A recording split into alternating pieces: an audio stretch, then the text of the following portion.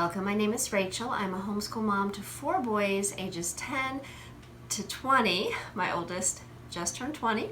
And I have been homeschooling for going on 15 years. So I have graduated too. In this coming school year, I will have a 5th grader and a 10th grader. Today I want to talk a little bit about some high school planning that will include curriculum and credits and how all that works.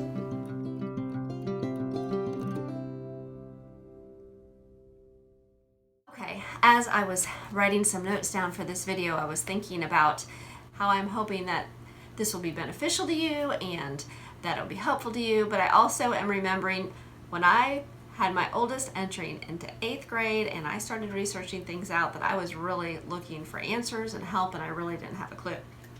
So I hope this video is helpful to you if this is one of the first high school videos you have watched, or if maybe you have graduated one. Maybe it'll give you some thoughts that will be helpful to you or in helping you help somebody else. So, all right. Before we get started, I do want to mention that I have another high school video that I feel is like a little bit important. It actually is about the 4 important things you should do before you start homeschooling high school. And I will link that below. And a lot of it has to do with your state laws and just planning ahead and keeping records and things like that. And I may do another video more on keeping records. If you're interested, let me know. Right now I just want to talk about credits and curriculum and how they work. In high school, you are going to be earning credits for all the subjects that you do. And usually it'll be 1 credit or a half a credit.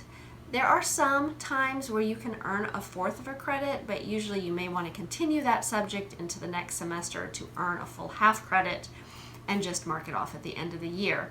But how are you going to earn those credits? Well, a lot of times it's just the curriculum itself that you choose. You may choose a textbook form. For example, this is what my son is using for math this coming school year. It is a textbook. He will go through it, he will finish it, and he will get a credit for that. Now, or it may be something like this. A curriculum I printed off. He watches videos, he's also reading a book with it, and there's lots of things that are required in here that he will follow along and do. And this is Biology 101. And it tells me that as long as he does it all, that I can count it as a credit. There's also history and English. Now, English for high school can be a variety of different things, but you will want to make sure there is some composition, grammar, and some literature correlated in there. And sometimes you might put it together yourself as a curriculum. You might pull from 3 different things, which I have done this school year. We're using IEW, Winston Grammar, and just some literature books that we're going to use a handful. Or you might use a curriculum like Abeka, where it has all of it together, and you can watch videos if you choose to, or BJU. And there are other curriculums like that you can use. And they will confirm with you that if you finish the curriculum, it is a credit. Now, I will tell you from what I've researched out and from my own experience that sometimes it might be a little stressful to complete every little thing that is required. So they do say if you finish 75, probably more like 85% of a textbook or curriculum, that you can count it as a credit. Because there are times that you may decide to do more of a project or a paper or a field trip instead of school that day. So if you finish a percentage of it, you can count it as a credit. Now, that brings me to another way you can earn credits, and that's by keeping track of your hours for a particular subject. So to earn 1 credit, they say 120 to 180 hours for that particular subject. I'm going to say for a core subject, it's more around 150 hours, all the way up to 180. Maybe for an elective or another requirement, that could be more 120 to 180. And that's for 1 full credit. Now, you have some requirements like health and finance that for our state, we are only required half a credit. Even like economics and government are only half a credit. So those are more 60 to 90 hours. There are several ways that you can keep track of your hours. You can literally keep track of every minute which I really don't suggest because that can be stressful, especially if you realize it's the next day and you didn't write it down. Or you could just keep track of the days that you have school and you know that they did that subject, and usually you estimate it was 30 minutes, or it usually takes them an hour or 45 minutes. If you just estimate, I think that would be fine. That's why it's really helpful to keep good records. And this is something I mentioned in that other video, is also keeping records not just of the hours of that particular subject, but also hours of volunteer work, field trips, books they've read, activities they might do at church, or volunteer work they do at church, because you never know when those can add some hours to a subject you might be working on. They sing in the church choir, or they played a piano for a special. That could all be in music or fine arts, however you decide that you want that subject to be written down on their transcripts. Counting hours can also be used for your physical education, which is PE. Like I said, most of the time I just keep track of what days we've done school, and a majority of the time they are doing physical activity every one of those days. Especially my boys, they've always have been motivated by that subject. So, also there may be times where your child is in a co-op setting, or some type of outsourced class, or an online class. Just be sure you know what is expected of them and what hours and credits that will be given for that particular class. So you can be sure to mark it down. And also whether they're going to grade it or you're going to grade it. That would be very helpful. So those are the main ways that you earn credits: through your curriculum, keeping track of hours. Another way would be through dual credits that you may take through a local college or an online college. Now that's going to be an added bonus, and I'll explain why. Because for every class, say your son or daughter takes speech for that semester, that would be 1 credit for high school, but it would be 3 credits that would be applied to his college transcripts. So he's already earned some college credits, but it also is a credit for his high school, which is really beneficial if you know for sure they're going to college. Now, my oldest, his senior year, all he needed was an English credit. He took a few other classes on his own just for that semester, but he really just needed the English credit. He took it as a dual credit and was able to finish it in that one semester. So he was done by December, which was what he wanted, because he wanted to work the rest of the school year and save up some money, because he had made the decision to go to college. So he was able to mark off his one, because that one semester of a dual credit would give him 1 credit for high school. So that's the nice thing. You can get a little bit ahead that way when you're taking dual credits, not only for your high school, but also for college ahead. Okay, so those are the ways that we can earn credits for high school, but how many credits do we need? I'm going to turn the camera around and just show you a little bit about what my 10th grader is doing and planning on doing, and how he's earning credits and how many he will need to graduate.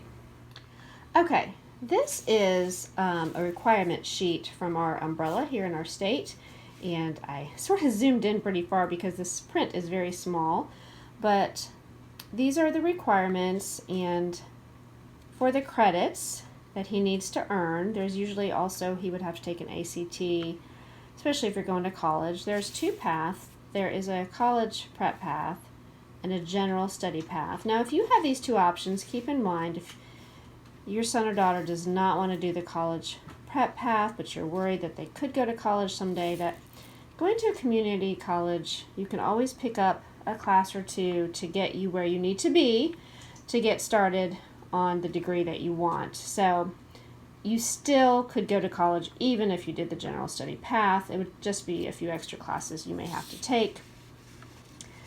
But the general college path, which I'm going to mention that because that is like our state requirements, and probably the most common one that people would do just in case. And you know, you have your English, you have 4 credits, you have 3 different maths, and usually they have to be get harder as you go. 3 sciences with lab, social studies, which is usually in American history, world history, or geography. And then, like I said, your government and your economics will be half a credit. Health, now, okay, these are other requirements. Health is a requirement here, half a credit. PE, which is only 1 credit. And then foreign languages 2, fine arts, personal finance, and then some electives. And I just wanted to make that clear. With the electives, it says 4, you know, like 1 school year of a particular elective subject. Just say they wanted to do videography and they did it for the whole year, it would be 1 credit with the hours of 120 to 180 hours. Now, they don't have to make it a full credit for elective. You could do like 2 half credits. Like you could do photography and then advanced photography, or photography and computer, and they could both be half a credit in 1 school year. They would just be marked separately, and then you would have 3 more credits to go to get to 4. So keep that in mind, that there are some electives that you'll have to pick and choose from. And usually it's, my boys, my 2 oldest, it was pretty much 2 totally different paths for their electives and what they were interested in. Okay, so to get to those 22 credits so far, just so you have an idea, I'm trying to move this camera so you can see, 9th, 10th, 11th, and 12th, and I printed this off of my Joy Filled Life, some forms that she had. I just wrote down the subjects and what he earned last school year. He earned 7 credits. So just say he did continue to earn 7 credits each semester, that would be 28. If he was not doing dual credits, he would probably just, my other 2, I think, earned the exact 22 credits, because things will slow down a little bit. Like his last senior year, he will not have to take a math. And that is my goal, and something to think about when I say think ahead or plan ahead is try to get as much as the core and the other requirements done in the first few years. Try to leave that senior year opened, either for dual credits or for work, whatever they might be interested in. They are getting older and more mature, and maybe they want to continue in with their schoolwork, and they're very academic. Each child is different. So that, finding some forms to fill out free, I'll link a couple places you can find forms that would be helpful in not only planning, but record keeping and that type of thing. I'll link a couple below. So this school year, you know, he'll have 1, 2, 3 for his core, 4. He'll probably get a credit for Bible, a half for government, a whole 1. I think I added it up and it was still 7 again, because I'll do a half a credit for fine arts, because I did half a credit last year, so I don't have to do the full credit in 1 school year. Keep that in mind, whatever they might study. And I did PE half a credit last year and this school year, and that will be it. That'll have to mark, but he's pretty active, so unless I come up with a different name, I might just continue to allow him to earn PE credits. So, all right, I hope that gave you an idea about how that will all come about.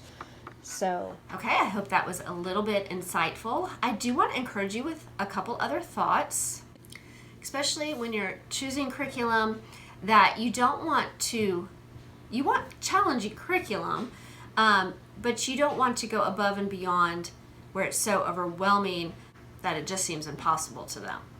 So when you're picking curriculum, keep in mind that there is a huge difference between a 9th grader who is just coming out of 8th grade and a 12th grader who is prepping for college. Each child will be different. There are kids that are beyond their years, and there's kids that will struggle.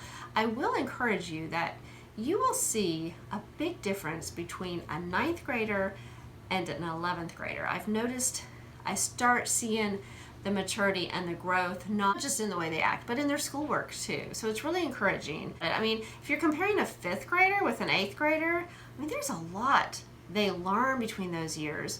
There's a lot of growth in their maturity and how much they can handle. And that's the same for a 9th grader and a 12th grader. And I just really want to encourage you with that, because sometimes we look at our kids, okay, you're ready for high school and you should be able to do this. Well, we're still teaching and training. We want to take the time to invest. We want to help them set some goals. So I just want to encourage you that it's still okay to guide and discuss, even read together and discuss things. Sometimes they need that. I know, even as a wife and a mom, you know, you're talking to your husband, discussing things through, and sometimes after you talked about it, you really just have your answer. You just needed to talk about it. So, and sometimes it's same with the subject. I hope that thought was helpful, and if you have any questions, please link below. And if you like this type of content, please subscribe. That would encourage me so much. And I hope you all have a wonderful weekend. Thank you.